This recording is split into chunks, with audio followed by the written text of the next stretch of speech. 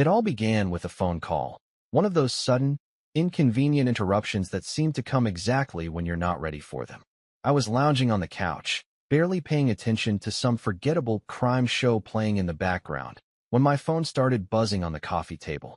Rachel's name lit up the screen. That, in itself, wasn't strange. What was strange, though, was the timing.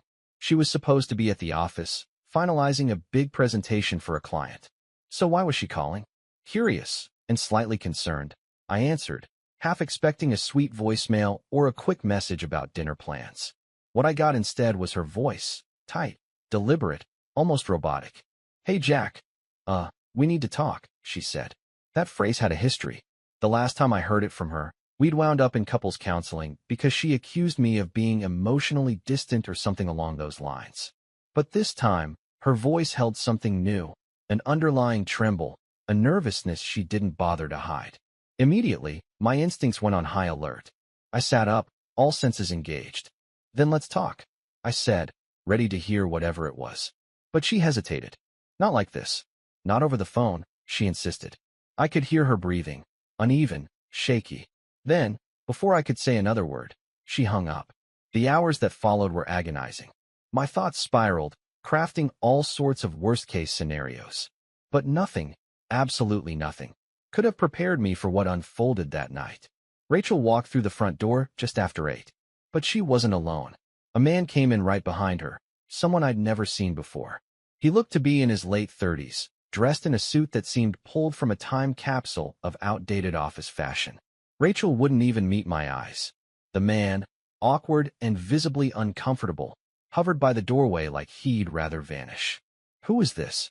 I asked, my voice tight as my pulse quickened. The man looked like he was about to speak, but Rachel stepped in, cutting him off and finally locking eyes with me. Her stare was chilling, firm and emotionless. "This is David. He's the man I've been seeing." It felt like the floor dropped out beneath me.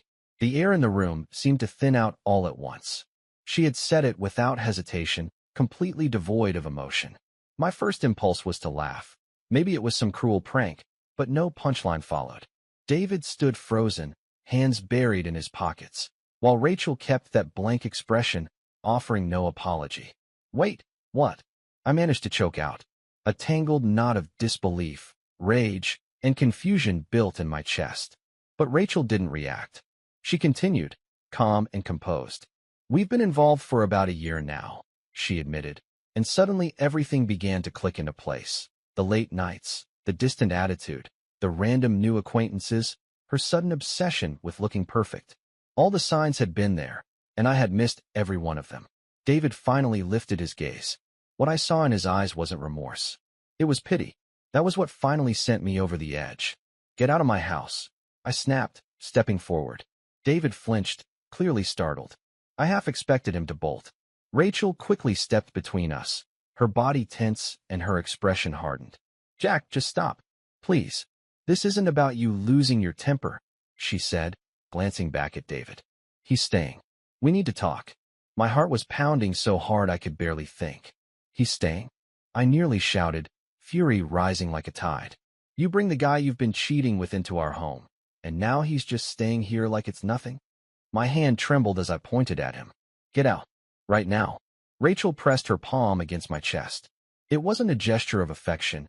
It was meant to stop me, to hold me back. Her tone was cool, almost emotionless.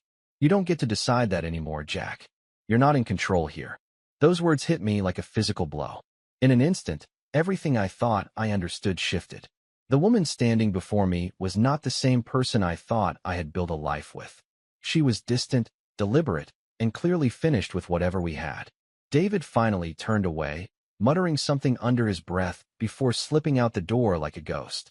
And then it was just me and Rachel, alone in the wreckage of what used to be our life. "Why?" I asked, my voice barely audible. She sighed, running a hand through her hair without looking at me. "Do you really want the truth?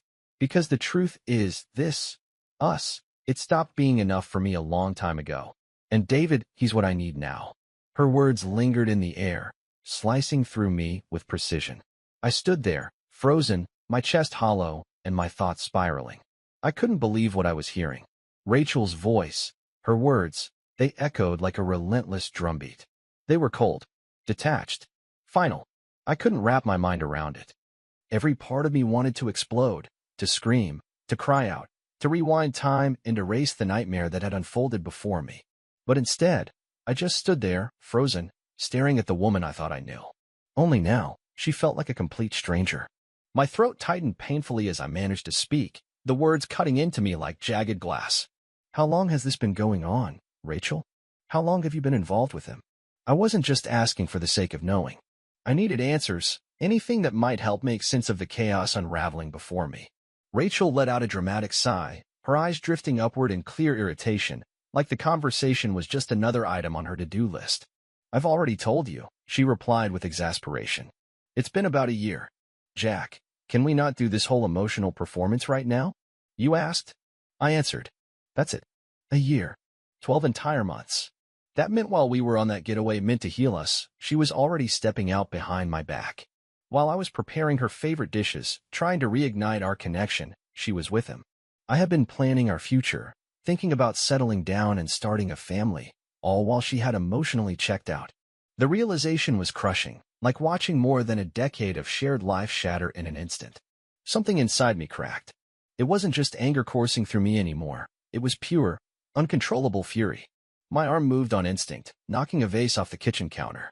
It crashed onto the tiled floor, breaking into countless pieces. Rachel instinctively flinched, a flicker of fear flashing across her features, though she quickly returned to that cold, unaffected demeanor. Are you finished? She asked, her voice as sharp and frigid as ice, her stare locked onto mine. Without a second thought, she stepped over the shards, completely unfazed, as if the mess was no more than a minor inconvenience. No, Rachel. I'm not finished, I said, each word weighted with pain. You show up here with him, tell me you're in love, and then what? Expect me to just accept it? Let him wait in the next room while we talk like this is normal? I let out a dry, bitter laugh. What kind of person thinks that's okay? What happened to the woman I knew? She shook her head slowly, almost like she felt sorry for me. You really don't get it, do you? I called you today because I wanted you to hear it from me before it spread elsewhere. David's wife found out. That's why I had to bring him here. David's wife. The words left a bitter taste in my mouth. So not only had she betrayed me, but he had betrayed someone too. Another marriage destroyed. With every new piece of this puzzle, things only got worse. So you're the other woman too, I said, disbelief crashing over me. You're both throwing away families and years of commitment? For what, Rachel? Some kind of thrill. She folded her arms tightly across her chest, her expression hardening. Don't make me out to be the villain. You were never really present, Jack. You buried yourself in work and left me to figure things out alone. I needed something more than you were offering. David gets me in a way you never could. And yes, he's married or was. That part's ending soon. This isn't just some random thing. I stepped back, my pulse pounding. The fury I felt was now mixed with a cold heaviness, like my soul was sinking. So this is it then? You're running because things got hard, because it got too real. Rachel laughed, but it was unlike any laugh I'd heard from her before. It lacked warmth. It was hollow, mocking almost. Maybe that's true. Or maybe I just realized I deserve to be happy. And I don't regret it. I could barely comprehend what I was hearing. There was no remorse in her voice, no sadness in her eyes. Not even a hint that she recognized how much she had broken. In her mind, she was justified. And I was just the clueless one left behind. Just then, the front door creaked open. David walked back inside, his eyes immediately landing on the broken vase and the suffocating tension that filled the room. He looked between us, hesitated, then spoke quietly. Is this a bad time? Rachel turned to him, and just like that, I ceased to exist in her world. Her expression softened as she looked at him, a look I hadn't seen directed at me in years. No, it's okay, she said in a gentle tone, stepping toward him. She placed her hand on his arm with such familiarity, as though they had always been together. Like I was just some distant memory. Something in me broke completely at that moment. Seeing her like that with him, in our home, surrounded by the pieces of our life now lying in ruins, it wasn't just betrayal. It was erasure. She wasn't just leaving me. She was rewriting everything we had, pretending it never mattered. I reached for my keys on the table, the cold metal digging into my skin as I gripped them. I turned without looking back. I couldn't stay there, not even for another second. I'm leaving, I said, my voice trembling but firm, and when I return, I want both of you gone. Do you hear me, Rachel? I want you out of this house. She said nothing. Her gaze remained fixed on David, like he was the only one that mattered now, and in that moment, I finally understood everything I needed to know. I slammed the door behind me, the echo bouncing down the silent hallway like a final note. I had no clue where I was heading, no route, no destination. But one thing had become painfully clear. Something had ended. Us. The version of myself I once recognized. And maybe, buried in the wreckage, there was a new beginning taking shape. A beginning where I could finally see her for who she truly was, not who I had imagined her to be. That night, I just drove. Hours slipped by, swallowed up by the endless road, the headlights stretching ahead like a path that refused to give answers. The engine's steady hum was the only thing breaking the quiet, while my thoughts spiraled endlessly. I wasn't chasing anything. I was escaping. Rachel's detached words, the shock of David standing inside my home, it all replayed on a relentless loop I couldn't shut off. Eventually, I pulled into a vacant parking lot on the outskirts of town, next to a line of shuttered stores and a lonely diner bathed in darkness. The engine died with a quiet click, and silence fell over me once more. The stillness wrapped around me like a thick blanket, pressing in. I had kept the breakdown at bay for as long as I could, but now, sitting alone in the night, the dam broke. Tears welled up and slid down my cheeks without warning, scalding as they fell. I slammed both fists against the steering wheel, the sharp sting grounding me. How could she? How could Rachel, with the same eyes that once held nothing but warmth and tenderness, now look at me as if I meant absolutely nothing? How could she reduce everything we had, the life we built, into a meaningless lie? My scream tore from my throat, loud yet muffled by the closed car windows. It didn't matter. There was no one around to hear anyway. Then my phone lit up on the passenger seat, vibrating with a new notification. I barely glanced at it, expecting some junk message, but froze the second I saw the name. It wasn't spam. It was Stacy, Rachel's best friend. The same Stacy who had called just the day before, her voice hesitant, like she had been right on the edge of revealing something crucial but hadn't quite found the courage. Jack, I need to talk to you. I know about David. Please call me. My heartbeat thundered in my ears as I read her message again, the screen blurring slightly. I didn't hesitate. My hands were still shaking as I dialed her number. It rang a few times before she finally picked up. Jack, she said softly, her tone a mix of nervousness and relief. I wasn't sure you'd answer. Stacy, what's happening? I got straight to the point, my voice raw. You called me yesterday. You knew something. You knew about David. Just tell me everything. She hesitated, a heavy pause stretching between us. I could almost hear her debating with herself. Finally, she spoke, barely above a whisper. Rachel hasn't been honest with you, Jack.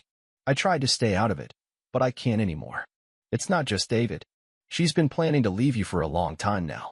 She was waiting for the moment that suited her best, when everything lined up.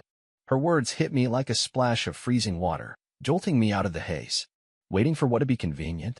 I asked, my voice full of disbelief. For David to leave his wife, Stacy replied, her voice breaking slightly. She didn't want to make any moves until she was sure he was serious. But Jack, there's more. A lot more. I could hear her swallow hard on the other end before she continued. That's why David's wife called me. That's why I reached out to you. Rachel's done this before. My hand tightened around the phone, my knuckles pale. What do you mean? I barely got the words out, struggling to process. 7 years ago, Stacy said quietly, Rachel had an affair with another married man. His wife found out and contacted me, completely shattered. I brushed it off at the time, thought maybe it was just a misunderstanding. But now, watching how she's been with David, it all clicks into place. Her voice shook as she continued, as if the truth still stunned her. Jack, she didn't change. She just found a new person to chase. It's like a pattern with her. My whole body went numb. 7 years ago. That was when the first cracks in our relationship began to show. I told myself it was the pressure from work, or maybe just the natural ebb and flow of long-term love.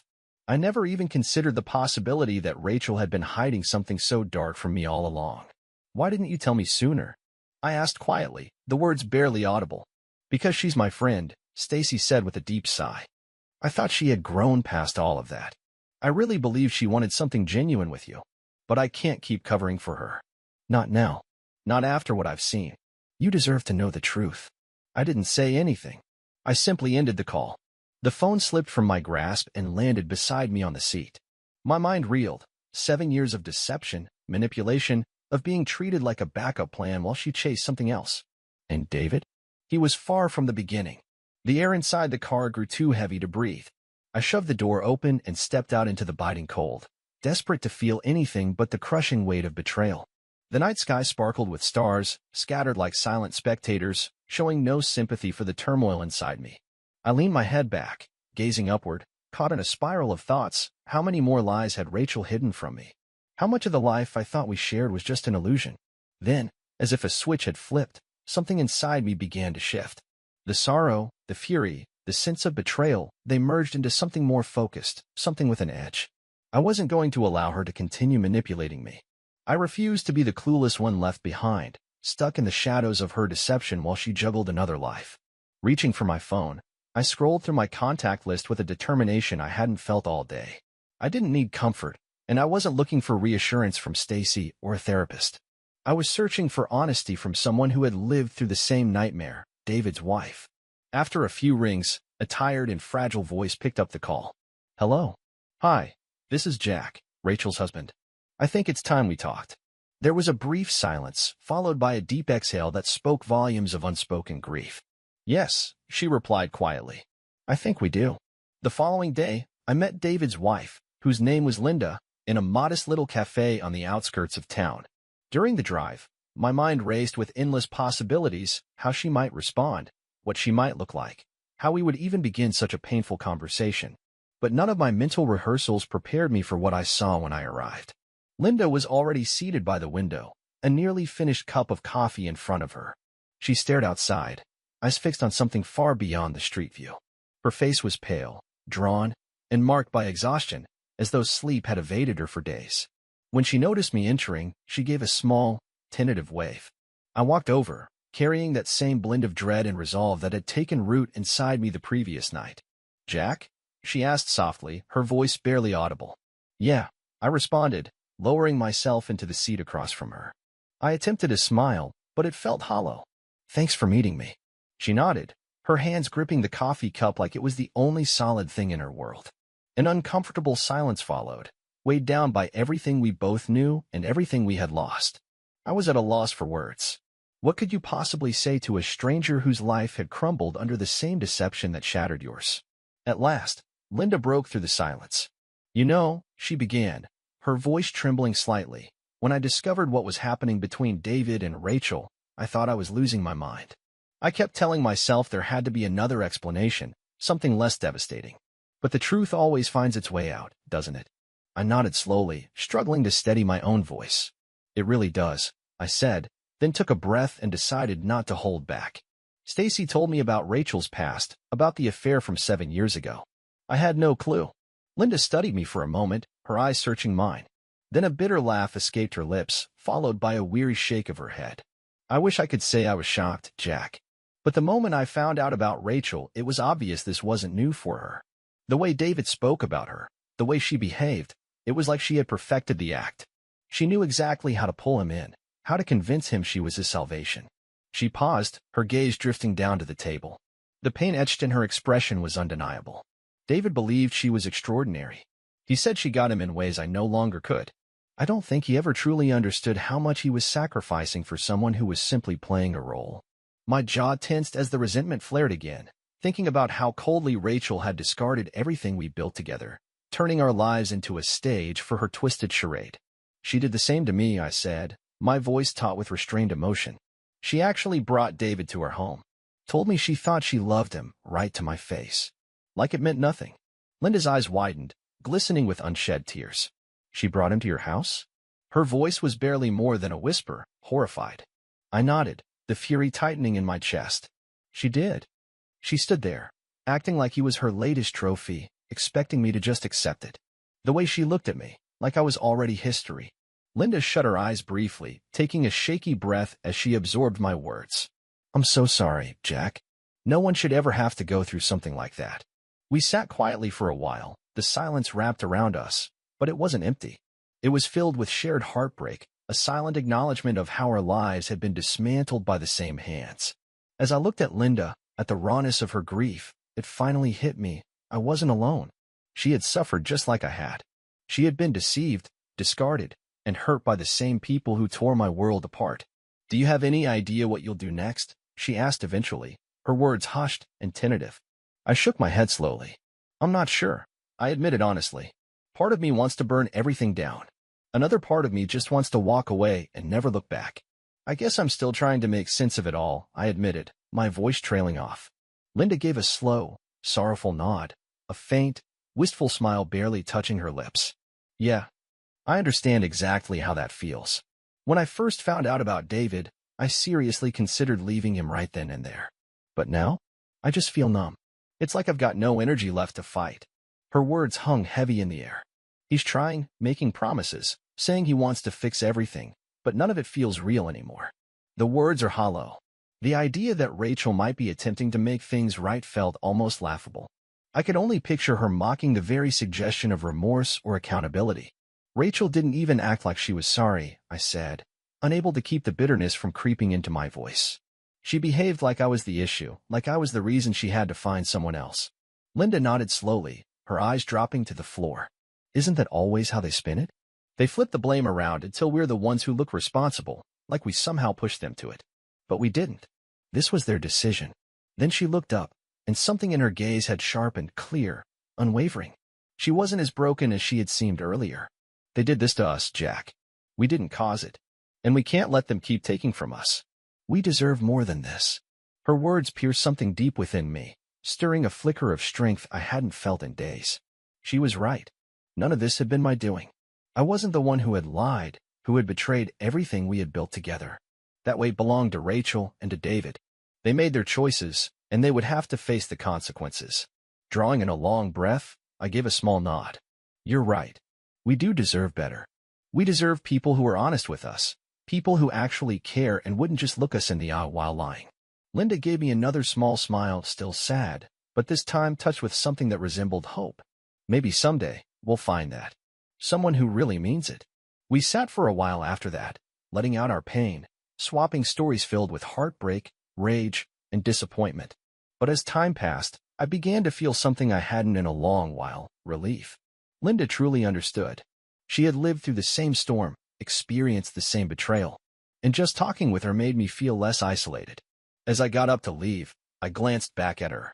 For the first time, something inside me stirred, a glimmer of what might one day be hope. Thanks for meeting up with me, Linda, and for listening. She nodded again, sadness still lingering in her eyes, but there was something new there too, strength. We're not alone in this, Jack. We'll make it through, no matter what. Stepping out into the cold, the air hit my face like a slap, bracing and real. I walked away from that little cafe with a new sense of purpose. Rachel had broken something in me, but I wouldn't let her walk away without facing the impact of her choices.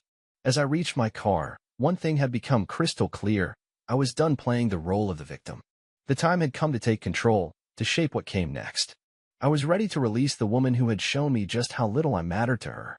By the time I walked through my front door that night, something was already forming in my mind. A plan. I wasn't going to let Rachel just erase me without consequence. She had chosen her path. Now it was my turn to make choices of my own. She might have thought she could flaunt David in my face, mock everything we once had, and leave me broken in her wake. But I had no intention of letting that happen.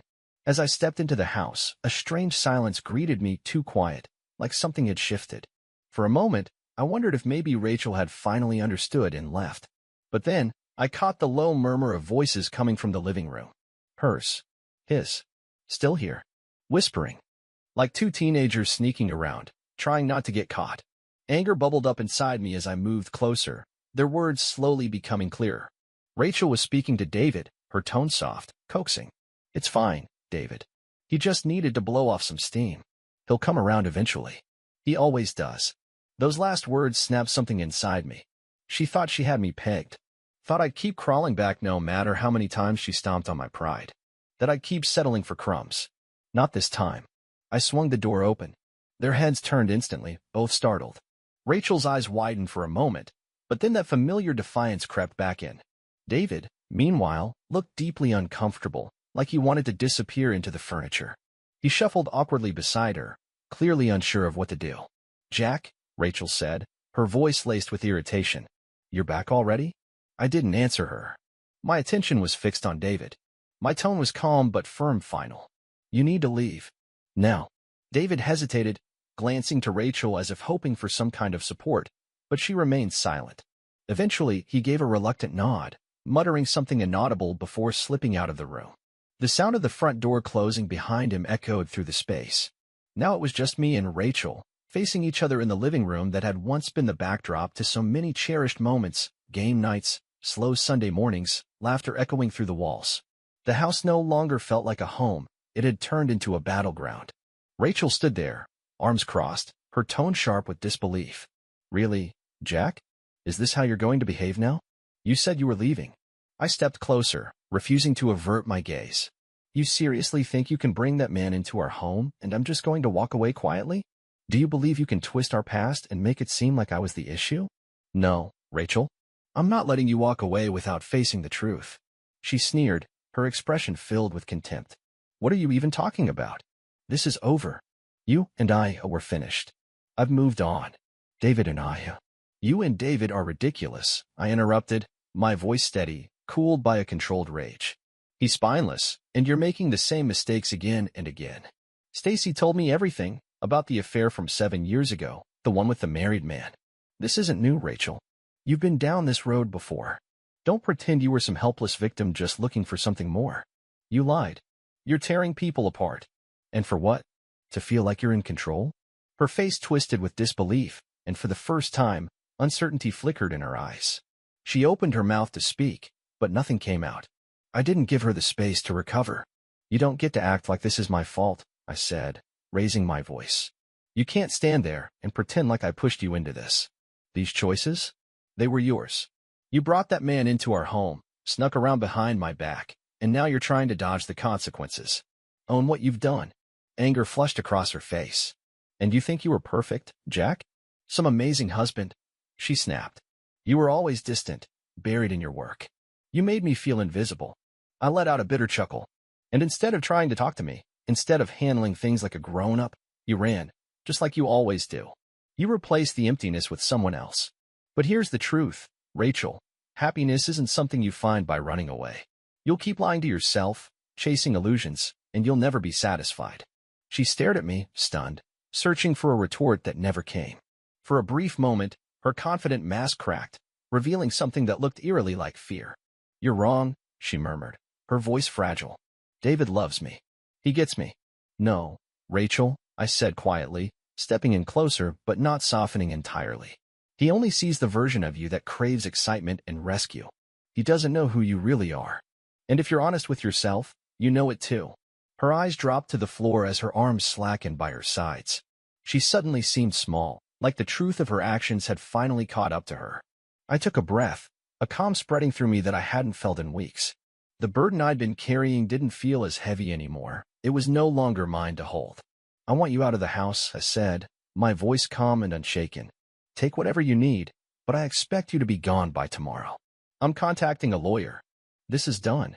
She looked up, her eyes clouded with something I couldn't quite identify, fear, regret, maybe a faint spark of realization, but none of it changed anything. The damage had already been done. There was no reversing it now. Rachel didn't argue. She gave a small nod, almost unnoticeable, and quietly turned toward the stairs. I watched her ascend, feeling a hollow ache forming in my chest. This was how it ended, not how I ever imagined, but this was the truth I had to live with. As her footsteps faded upstairs, I stepped outside into the night. The air was cool, biting almost. David stood near his car, pale and visibly shaken when he spotted me. His lips parted, like he wanted to speak, but I didn't give him the opportunity. I walked straight past, got into my car, and drove off. It wasn't about Rachel anymore. Or David. This was about reclaiming myself, finding a way to move forward, to finally release the weight that had been crushing me for far too long. As the road stretched out ahead, one thing became undeniably clear. I was going to be all right. Rachel had tried to tear everything apart, to break what we had built, but I had survived. I was still here. And now, I had the chance to rebuild, to find something genuine, something unbreakable, untouchable by betrayal. The next morning, I woke up in a small, nondescript motel on the outskirts of town. The sunlight filtered through the faded curtains, casting a soft glow across the room. For a fleeting, blissful moment, there was nothing, no sorrow, no anger, just a peaceful emptiness. But then reality came flooding back. Rachel, David, the betrayal that had wrecked everything I believed in. The room felt icy, a chill that crept into my bones, and I knew I couldn't remain there any longer. The moment had come to confront what lay ahead, the unavoidable tasks that needed handling. I drove back to the house in complete silence, my mind swirling with everything that had unfolded. What was waiting for me behind the front door? Would Rachel still be there, lingering like a storm cloud, ready to unleash another argument? Was there a chance David might be skulking nearby, desperate to prove something that no longer mattered? My grip on the steering wheel tightened, knuckles pale with tension, as I prepared myself for whatever the morning held. Pulling into the driveway, my eyes were immediately drawn to the vacant spot where Rachel's car used to sit. It hit me, a strange, hollow sensation, as if something essential had been yanked away, leaving only an echo in its place. The front door was slightly ajar. As I stepped inside, a heavy stillness wrapped around me. It wasn't just the absence of Rachel that I felt. It was as though the soul of the home had vanished with her. The warmth, the memories we had built together, all seemed to have evaporated overnight. Only a few signs of her remained. Near the entryway were a few cardboard boxes, loosely packed with clothes, books, and miscellaneous items she hadn't bothered to fully take. I didn't care to inspect them. Exhaling slowly, I made my way to the living room and froze. Sitting squarely on the table was an envelope. My name was written across it in Rachel's distinct handwriting. A letter. A note, left behind like the rest of her things. A lump formed in my stomach as I reached for it. Part of me wanted to toss it in the trash unopened, but curiosity had other plans. The sound of paper tearing seemed unnaturally loud in the silence of the house. I unfolded the note and stared at the neatly written words. Jack, I know there's nothing I can say that will fix what I've done. I never meant to hurt you, though I understand now how meaningless that must sound. Maybe some part of me thought I could live two lives without causing damage, but I see now how naive and selfish that was. I won't ask for your forgiveness, because I don't believe I deserve it. I'm sorry for the lies, the betrayal, for not having the courage to be honest sooner. I hope that someday you might understand why I made the choices I did, even if forgiveness never comes. Rachel. I crushed the paper in my hand, the weight of her words refusing to fully register. Understand why she did it?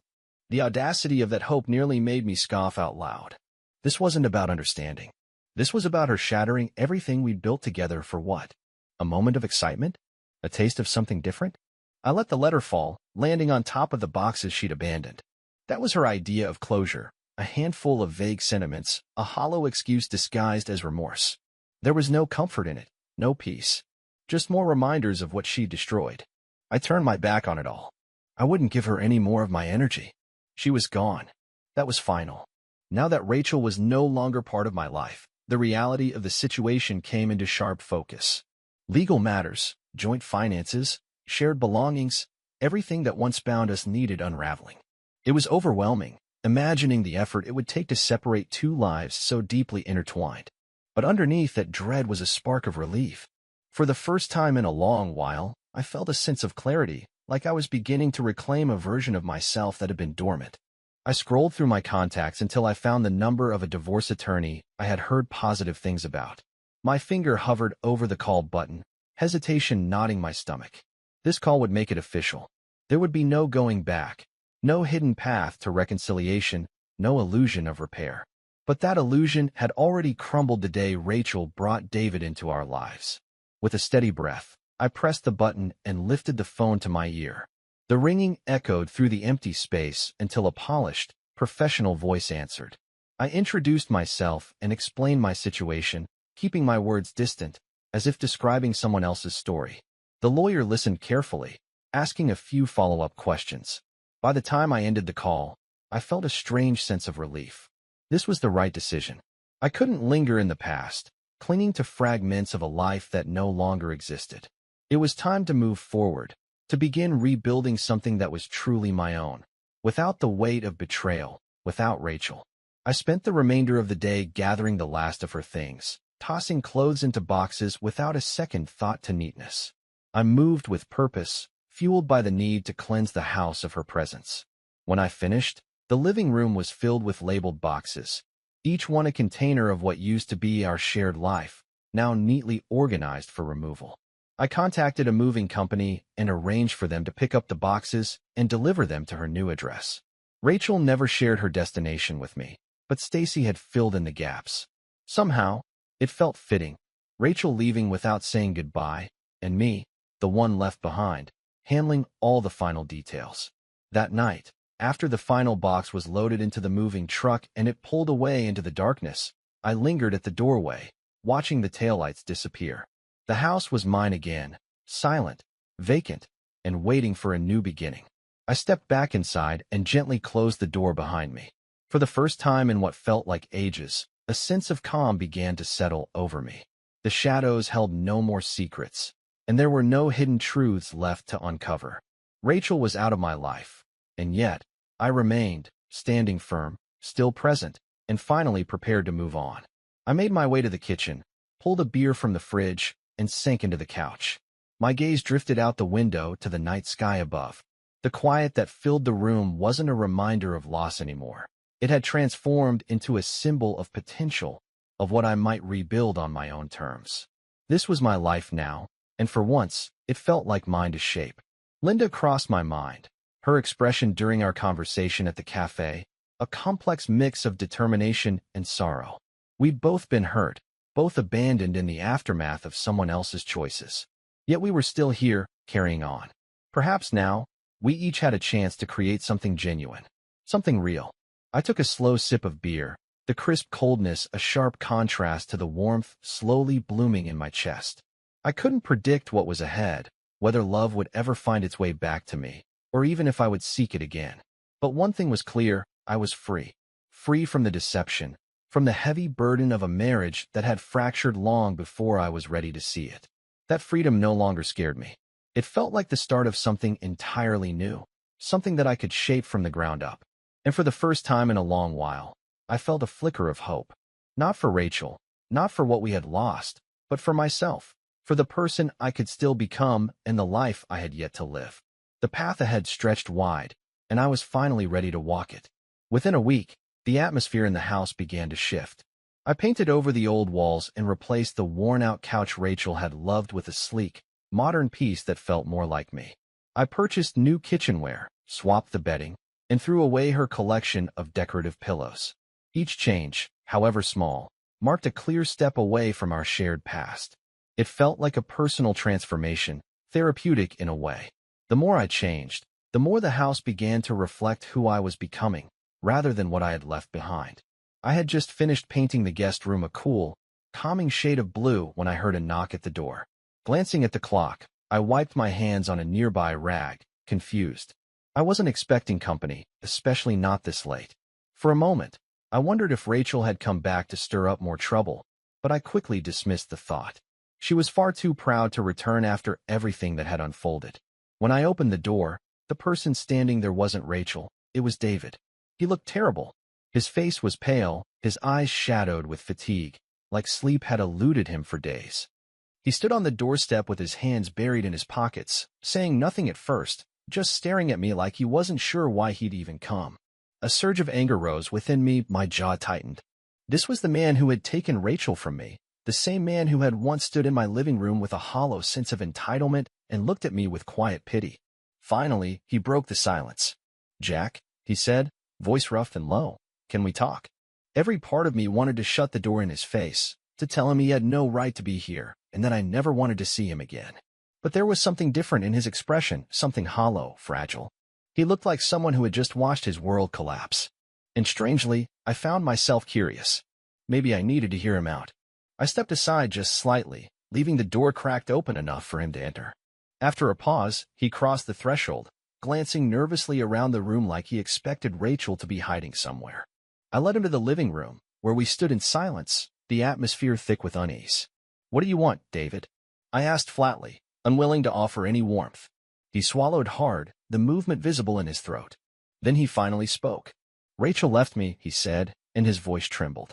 His eyes met mine, and for a brief second, I saw something raw behind them, something close to regret. "She left 2 days ago," he continued. "Just packed up her stuff and walked out.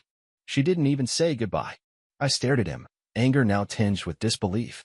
Rachel had walked away from him too? After all she destroyed to be with him, she had just vanished? "Why are you telling me this, David?" I asked, trying to rein in the confusion bubbling beneath the surface. He ran a hand through his disheveled hair and let out a shaky breath. "Because I don't know what else to do," he admitted. "She's gone, Jack. She used me, just like she used you." I thought she cared. I thought we were building something real. But once everything around us crumbled, she just moved on like none of it mattered. I couldn't stop the reaction. A dry, bitter laugh escaped me, echoing through the silence of the room. What exactly did you expect me to say, David? My voice was edged with disbelief. You thought I'd feel bad for you? That I'd step in and help you rebuild after everything? I shook my head slowly, anger beginning to surge through me once again, ignited by the sheer nerve he had to stand there and ask for sympathy. You wrecked my marriage, David. You walked into my life, into my home, and took something that was never yours to begin with. And now, because she's done to you what you both did to me, I'm supposed to lend a hand. My words hit him hard. His expression twisted with pain, and for a fleeting second, I thought he might actually break down. I know I don't deserve anything from you, he muttered, his voice cracking under the weight of emotion. I know I made a mess of everything. I had to say it. I needed someone to understand. She didn't just betray you, Jack. She hurt me too. I kept my gaze fixed on him, frustration still pulsing under my skin, yet something else began to rise, an uncomfortable sense of shared pain. He wasn't lying. Rachel had manipulated us both, using us like pieces in a game only she understood. And when she'd finished, she walked away without hesitation or remorse. A long breath left me as I tried to ease the tension in my shoulders. What exactly did you think was going to happen, David? My tone softened, though the sting of disdain remained. Did you really think she'd change? That she'd suddenly become someone entirely different, just for you? David lowered his head and shook it slowly. I don't know, he whispered. I guess I convinced myself we were something special. That she actually cared. Exhausted, I rubbed my face with one hand, the emotional weight of the last week pressing down on me. Rachel doesn't love anyone, David. Not truly. She's in love with the idea of being adored. She craves the excitement of pursuit. But once she gets what she's chasing, she loses interest. That's just how she is. He looked up at me then, eyes filled with a sorrow I instantly recognized. It mirrored the emptiness I had once felt. So what now? He asked, barely audible. How do I move forward from this? I studied him carefully, the same man who once played a role in dismantling everything I held dear. But in that moment, I didn't see a rival anymore. He was just another casualty of Rachel's selfishness. Another life altered by her whims. You put the pieces back together, I said at last, my voice weary. You start from the ground up. You learn the lesson and don't let it define who you become. Moving on is the only way forward, David. He nodded slowly, his eyes moist with tears he refused to let fall. I'm sorry, Jack, he murmured. I know it doesn't fix anything, but I truly am. I wish I could undo what happened. I gave him a small nod, though I couldn't bring myself to respond aloud. Maybe one day forgiveness would come. Maybe the anger would lose its grip, and I'd be able to look at him without seeing betrayal. But today wasn't that day. You should leave now, I said, stepping aside to open the door. He nodded again, swiping at his face before slipping out in silence, the soft click of the door closing behind him echoing in the quiet. I remained standing, letting the silence settle like dust around me. His unexpected visit had reopened wounds I believed were already healing. Yet somehow it also brought a strange form of closure. Rachel was gone, and so was the power she held over either of us. The chains were broken. Returning to the living room, I looked around at the space I had slowly reshaped. Every change I had made spoke of new beginnings. And in that moment, I realized something deeply important. I no longer needed anything from Rachel. Not her remorse, not her justifications, not even a final word. I was free. And for the first time, I genuinely believed it. As the days blended into weeks, life seemed to decelerate in a way that I could finally embrace. I no longer braced for the next disaster, the next deception, or the exhausting battle to hold together something broken beyond repair. The focus shifted to my own path, untangled, unburdened, and fully mine. I began doing things simply because they brought me peace. I'd visit the local park with a book in hand, nestling beneath the shade of a grand oak tree, immersing myself in stories far removed from my own. I started going to the gym more regularly, pushing my body with long runs that left my heart pounding, not from fury, but from feeling truly alive. I reconnected with friends I had drifted from during the chaos Rachel brought into my life. And they welcomed me back with open arms, free of judgment, as if no time had passed. Being around them felt like breathing fresh air after spending years in a stifling room. Even the house itself began to reflect the change. I took down the photographs that had once captured moments with Rachel and replaced them with bold, abstract art that sparked hope and imagination rather than memories I no longer wished to hold onto. I transformed the guest bedroom into a personal art studio, complete with an easel and a fresh canvas. It had been years since college, in fact, since I last picked up a paintbrush. The process was far from perfect, often messy, but it felt like mine, and that was all that really mattered. One quiet morning, I was sitting in the living room, coffee in hand, sunlight spilling gently through the curtains, when my phone lit up with a message. Expecting a casual note from a friend, or perhaps something work-related, I glanced at the screen. But it wasn't what I anticipated. It was a message from Linda. "Hey Jack, I've been thinking, would you want to grab a coffee sometime? Just to catch up." My eyes lingered on her words for a moment before a soft smile took over my face. Although we hadn't spoken in weeks, Linda had never been far from my thoughts. Our last conversation had left a mark, built on shared pain and understanding. What we had wasn't the kind of romantic connection you'd see in a film. It was something more profound, rooted in truth and resilience. We had both survived something shattering and emerged on the other side not just intact but stronger. I typed back quickly, "I love that. How about this weekend?"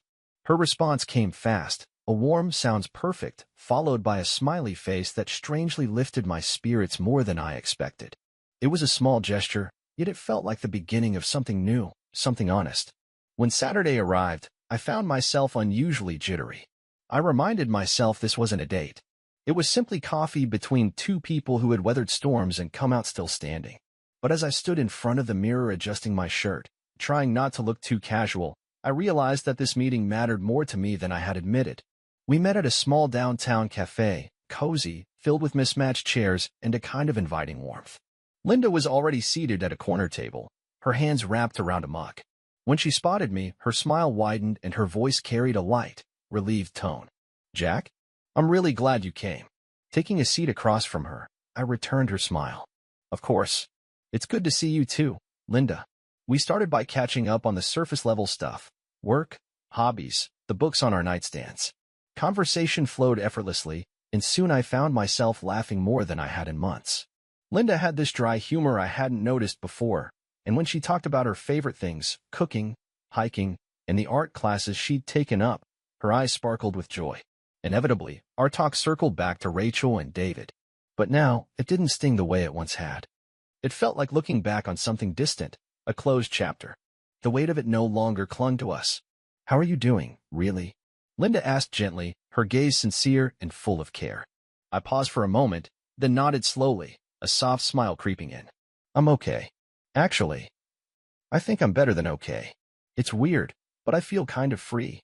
Her face relaxed, and she mirrored my smile. "Me too. It's like I can finally breathe again. It still hurts sometimes, but not in the same way. It's not something I carry with me every moment anymore." We let the silence sit with us then, comfortable and easy, both sipping our drinks and sharing the stillness. I looked at her, and it dawned on me, maybe healing wasn't some dramatic epiphany or a grand moment of joy.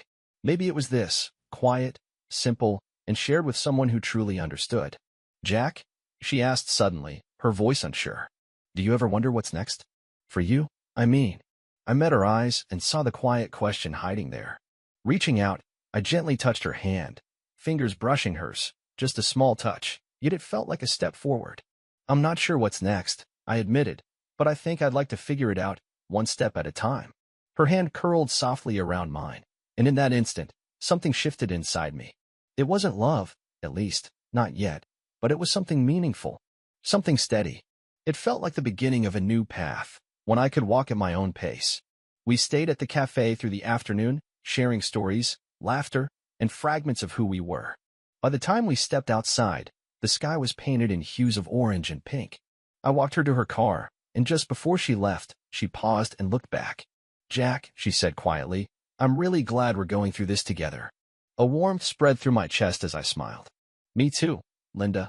She gave me one last look, full of gentle gratitude, then got in her car and drove away. I stood there, watching her taillights disappear down the street. The air had turned cool, the sky darkened, and I breathed in deeply, feeling calm settle over me. Rachel had tried to destroy me, had tried to take everything I was and leave me with nothing, but she hadn't succeeded. I remained, unmoved yet resilient, ready to take the next step, and this time, I wasn't facing it on my own. As I made my way back to the car, a wave of hope washed over me, a feeling I had kept buried for far too long. The weight of the past had finally begun to lift, and the road ahead, no matter what it might bring, felt like it belonged to me. For the first time in what seemed like forever, I experienced a sense of real freedom.